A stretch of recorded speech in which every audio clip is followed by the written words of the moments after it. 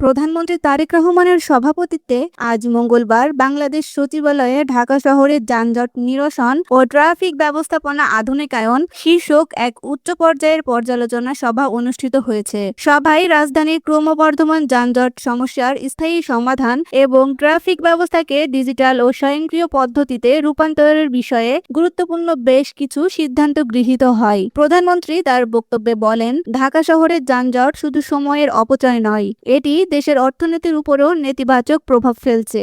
তিনি ট্রাফিক ব্যবস্থাপনায় প্রযুক্তির ব্যবহার বাড়ানোর ওপর জোর দিয়ে বলেন, এখন থেকে ম্যানুয়াল পদ্ধতির পরিবর্তে কৃত্রিম বুদ্ধিমত্তা এআই চালিত ট্রাফিক সিগন্যালিং সিস্টেম চালু করা হবে। এছাড়া অবৈধ দখলমুক্ত ফুটপাত নিশ্চিত করতে এবং নির্দিষ্ট স্থানে পার্কিং ব্যবস্থা গড়ে তুলতে কঠোর ব্যবস্থা গ্রহণের নির্দেশ দেন তিনি। সভায় ঢাকার প্রবেশ পথগুলোতে আধুনিক ইন্টারচেঞ্জ নির্মাণ এবং ট্রাফিক আইন অমান্যকারীদের জন্য ডিজিটাল ফাইন সিস্টেম দ্রুত বাস্তবায়নের উপর গুরুত্ব আরোপ করা হয়। প্রধানমন্ত্রী সংশ্লিষ্ট কর্মকর্তাদের সময়াবদ্ধ কর্মপরিকল্পনা প্রণয়নের নির্দেশ দিয়ে বলেন, সাধারণ মানুষের যাতায়াত নির্বিঘ্ন করাই সরকারের অগ্রাধিকার। সভায় স্বরাষ্ট্র মন্ত্রণালয়, সড়ক পরিবহন ও সেতু মন্ত্রণালয় এবং ঢাকা উত্তর ও দক্ষিণ সিটি কর্পোরেশনের ঊর্ধ্বতন কর্মকর্তারা উপস্থিত ছিলেন।